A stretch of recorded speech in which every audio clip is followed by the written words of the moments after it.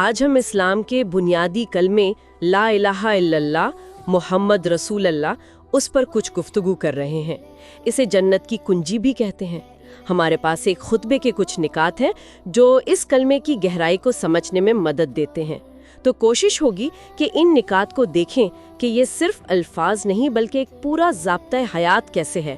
بالکل، یہ تو اسلام کی بنیاد ہے، اور خطبے میں بھی یہی زور تھا کہ یہ صرف زبان سے کہہ دینا نہیں ہے، یہ ایک آپ سمجھیں ایک عہد ہے جس کے لیے دل کا یقین بھی چاہیے اور عمل بھی۔ تو آج دیکھتے ہیں کہ اس کلمے کے دونوں حصے جو ہیں ان کا اصل مطلب کیا ہے، ان کے تقاضے کیا بتائے گئے ہیں۔ ٹھیک ہے، تو پہلا حصہ لا الہ الا اللہ، اس سے شروع کرتے ہیں۔ مطلب تو لگتا ہے سادہ ہے، اللہ کے سوا کوئی معبود نہیں، لیکن خطبے میں اس کی کیا وضاحت تھی، کیا گہرائی تھی؟ کہ آپ اپنی تمام عبادات یعنی نماز ہے، دعا ہے، قربانی کر رہے ہیں، قسم کھا رہے ہیں، سب کچھ صرف اور صرف اللہ کے لیے خالص کریں، یعنی غیر اللہ کی ہر قسم کی عبادت کی نفی اور صرف اللہ کی عبادت کا اقرار۔ قرآن میں بھی آتا ہے نا، قل ان صلاتی و نسکی، میری نماز، میری قربانی، میرا جینا، میرا مرنا سب اللہ رب العالمین کے لیے ہے، جس کا کوئی شریک نہیں۔ اور خطبے میں اس بات پر بھی زور تھا کہ کچھ کام ایسے ہیں جو اس کلمے کے آپ کہہ لیں خلاف جا سکتے ہیں۔ جی ہاں، یہ بہت اہم نقطہ اٹھایا گیا تھا، جیسے غیر اللہ سے مدد مانگنا یا ان کو پکارنا۔ بعض لوگ مشکل میں پکارتے ہیں نا، یا علی یا حسین یا کسی اور بزرگ کو، تو خطبے میں اسے اس کلمے کی روح کے خلاف کہا گیا۔ ساتھ ہی اللہ کی عظمت، اس کی صفات کا بیان تھا کہ وہ اول ہے، وہ آخر ہے، خالق ہے، رازق ہے، ہمیشہ زندہ رہنے والا ہے، الحی القیوم، سب سننے والا، سب دیکھنے والا۔ لیکن اہم بات یہ کہ وہ مخلوق جیسا نہیں، لیس کمثلہ شیء، اور جو صفات ہیں جیسے عرش پر مستوی ہونا یا آسمان دنیا پر نزول، ان کو ویسے ہی ماننا جیسے وہ بیان ہوئیں، بغیر کیفیت پوچھے یا مثال دیے۔ اچھا، تو یعنی صرف ماننا اور انکار کرنے نہیں، اللہ کی صفات کو صحیح سمجھنا بھی ضروری ہے۔ لیکن کیا صرف زبان سے کہہ دینا کافی ہے؟ اس پر تو یقیناً بات ہوئی ہوگی۔ یقیناً ہوئی۔ خطبے میں علماء سلف کے حوالے سے بات تھی کہ اس کلمے کی 7 شرطیں ہیں جو اس کو صحیح معنوں میں سمجھنے اور اپنانے کے لیے ضروری ہیں۔ 7 شرطیں؟ اچھا۔ جی، مختصراً علم ہے یعنی صحیح معنی جاننا، یقین ہے یعنی کوئی شک نہ ہو، قبول یعنی رد نہ کرنا، انقیاد یعنی سر جھکانا، عمل کرنا، صدق سچائی سے کہنا، اخلاص یعنی نیت خالص اللہ کے لیے ہو، اور محبت اللہ سے اور اس کلمے سے محبت۔ ان سب کا خلاصہ یہی ہے کہ علم بھی ہو، یقین بھی ہو اور عمل بھی ہو، اور سب سے اہم شرک سے بچنا، کیونکہ شرک تو سارے عمل ضائع کر دیتا ہے۔ سورۃ الزمر میں بھی اس کا ذکر ہے۔ صحیح، یہ تو ہو گیا پہلا حصہ بہت تفصیل سے۔ اب آتے ہیں دوسرے حصے پر، محمد رسول اللہ، یعنی محمد صلی اللہ علیہ وسلم اللہ کے رسول ہیں۔ اس گواہی کا کیا مطلب ہے اور اس کے کیا تقاضے ہیں؟ دیکھیں، اس کا مطلب ہے دل سے یہ گواہی دینا کہ محمد صلی اللہ علیہ وسلم اللہ کے سچے رسول، سچے پیغمبر ہیں۔ وہ انسان تھے لیکن تمام انسانوں میں افضل، تمام نبیوں کے آخر میں، خاتم النبیین، قیامت کے دن شفاعت کرنے والے، جنت میں سب سے پہلے داخل ہونے والے۔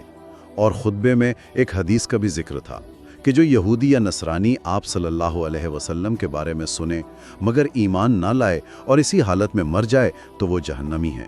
اس سے اس ایمان کی اہمیت واضح ہوتی ہے۔ اور ان کی رسالت کی سچائی کے لیے کوئی نشانیاں، کوئی دلائل بیان ہوئے خطبے میں؟ جی بالکل، آپ صلی اللہ علیہ وسلم کے معجزات کا ذکر تھا۔ اللہ نے ان کی مدد فرمائی معجزات سے۔ سب سے بڑا معجزہ تو قرآن خود ہے۔ آپ صلی اللہ علیہ وسلم امی تھے، پڑھنا لکھنا نہیں جانتے تھے، لیکن قرآن نے عرب کے بڑے بڑے شاعروں، ادیبوں کو عاجز کر دیا۔ اس کے علاوہ وہ چاند کے 2 ٹکڑے ہونے کا واقعہ ہے، درخت کا چل کر آنا ہے، جانوروں کا آپ سے بات کرنا، کئی واقعات ہیں۔ اور اہم بات یہ کہ آپ صلی اللہ علیہ وسلم اپنی مرضی سے کچھ نہیں کہتے تھے، جو کہتے تھے وہ اللہ کی وحی ہوتی تھی۔ ان ہوا الا وحی یوحا۔ سمجھ گئی۔ تو اب اس گواہی کے عملی تقاضے کیا ہیں؟ صرف مان لیا کہ وہ اللہ کے رسول ہیں یہ کافی ہے یا کچھ اور بھی کرنا ہوگا؟ نہیں، صرف ماننا کافی نہیں، عملی تقاضے بہت اہم ہیں۔ خطبے میں تھا کہ اس کا مطلب ہے آپ صلی اللہ علیہ وسلم نے جو خبر دی اسے سچ ماننا، جو حکم دیا اس پر عمل کرنا، اطاعت کرنا، اور آپ صلی اللہ علیہ وسلم سے محبت کرنا۔ کیسی محبت؟ اپنی جان سے، مال سے، اولاد سے، ماں باپ سے، سب سے بڑھ کر۔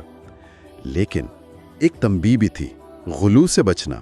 غلو یعنی تعریف میں حد سے بڑھ جانا، جیسا عیسائیوں نے حضرت عیسیٰ علیہ السلام کے ساتھ کیا، انہیں اللہ کا بیٹا بنا دیا۔ تو آپ صلی اللہ علیہ وسلم کی شان بیان کرنی ہے، لیکن انہیں بشریت کے مقام سے بڑھا کر الوہیت کے درجے تک نہیں لے جانا، اور وہ چیزیں جو صرف اللہ سے مانگی جاتی ہیں، جیسے شفا ہے، اولاد ہے، رزق ہے، وہ آپ صلی اللہ علیہ وسلم سے طلب نہیں کرنی۔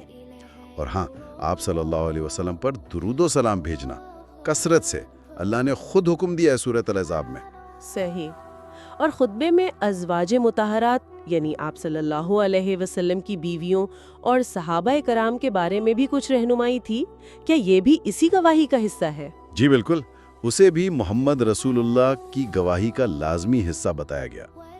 آپ صلی اللہ علیہ وسلم کی ازواج امہات المومنین تمام مسلمانوں کی مائیں ہیں، ان کا احترام لازم ہے، خاص طور پر حضرت عائشہ صدیقہ رضی اللہ عنہا، جن پر تہمت لگی تھی، تو ان پر تہمت لگانے کو قرآن کی تکذیب کہا گیا، کیونکہ اللہ نے خود سورۃ النور میں ان کی پاکی بیان کی، تو ان پر شک کرنا گویا قرآن پر شک کرنا ہے۔ استغفر اللہ۔ جی، اور اسی طرح تمام صحابہ اکرام رضوان اللہ علیہم اجمعین، ان سب کا احترام کرنا، ان کی فضیلت ماننا۔ قرآن میں جگہ جگہ ان کی تعریف ہے، سورۃ التوبہ، سورۃ الحشر، آل عمران۔ اور ان کے آپس میں اگر کوئی خلافات ہوئیں تو ان میں نہیں پڑنا، ان کا معاملہ اللہ کے سپرد کرنا۔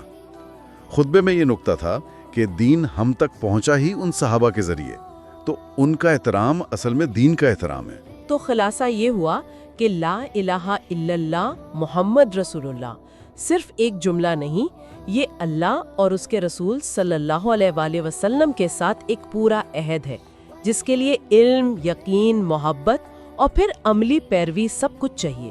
بالکل درست کہا آپ نے، یہ ایک مکمل پیکیج ہے۔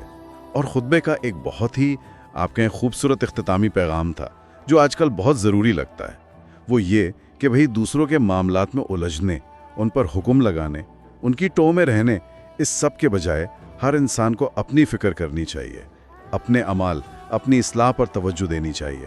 ایک عربی مقولہ نقل کیا گیا تھا، طوبیٰ لمن شغلہ عیبہ عن عیوب الناس۔ اچھا، اس کا کیا مطلب؟ یعنی مبارک ہے وہ شخص، خوش قسمت ہے وہ شخص جسے اس کے اپنے عیب نے، اپنی خامیوں نے دوسروں کے عیب دیکھنے سے باز رکھا، اپنا جائزہ لیتا رہے، دوسروں کی فکر چھوڑ دے۔ واقعی یہ تو بہت گہری بات ہے، اپنے عیبوں پر نظر رکھنا۔ یہ صرف اس کلمے کے ماننے والوں کے لیے نہیں، شاید ہر انسان کے لیے سوچنے کا موقع ہے، اپنی اصلاح پر دھیان دینا۔